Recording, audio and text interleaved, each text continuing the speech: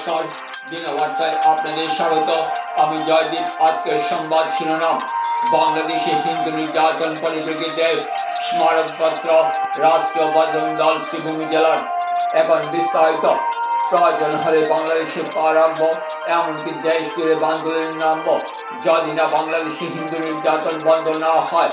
বাংলাদেশি হিন্দুদের উপর অবাধ নির্যাতন, এমনকি মঠ মন্দির ধ্বংস পরিপ্রেক্ষিতে আন্তঃরাষ্ট্রীয় হিন্দু পরিষদ রাষ্ট্রীয় বজরং দল শ্রীভূমি জেলার পক্ষ থেকে ভারতের রাষ্ট্রপতির প্রধানমন্ত্রী তথা অসমের মুখ্যমন্ত্রীর কাছে পৃথকভাবে স্মারকপত্র প্রদানের পর সংগঠনের কর্মকর্তা এভাবে নিজের প্রতিক্রিয়া ব্যক্ত করেন। তারা এও বলেন, ছাত্ররা নিজের আদায়ে আন্দোলন করুক, তা তাদের মাথা ব্যথা নয়। আন্দোলনের নাম করে হিন্দুদের মঠ মন্দির ভাঙচুর, এমনকি হিন্দুদের উপর নির্যাতন, তা কোনো অবস্থা মেনে নিতে পারছেন না। হিন্দুদের উপর নির্যাতন আমরা মুখ বুঝে সহ্য করব, তা আমরা নয়। তাই অচিরে হিন্দুদের উপর নির্যাতন অচিরে বন্ধ হোক, তার জন্য ভারতের রাষ্ট্রপতি, প্রধানমন্ত্রী তথা অসমের মুখ্যমন্ত্রীর কাছে কাতর আহ্বান।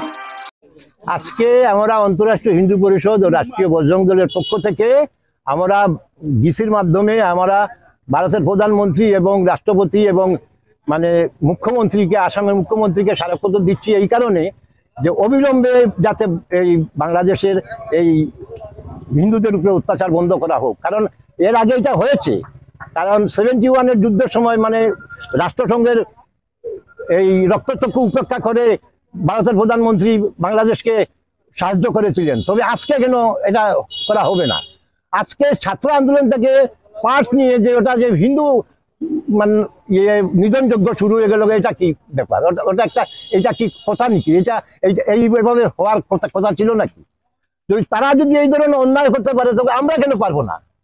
কারণ আমরা তো দেশে ওদের সাথে লাগতে যাচ্ছি না। তোমরা ছাত্র আন্দোলন করো, এর মধ্যে হিন্দু মঠ মন্দির ভেঙে দেবে, হিন্দুদেরকে অত্যাচার করবে, আর আমরা কি চুরি কিনতে করে বসে থাকবো নাকি?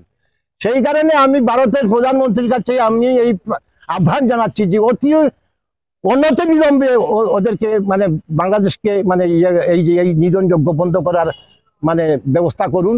আর যেহেতু আপনি শেখ হাসিনাকে স্থান দিয়েছেন, তবে বাকি হিন্দুদেরকে স্থান দেবেন না কেন?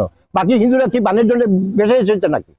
তা যদি না হয় তাহলে আমরা সমস্ত ভারত জুড়ে আন্দোলন করব এবং বাংলাদেশ চলো প্রোগ্রাম করব, বাংলাদেশ অভিযানে যাব।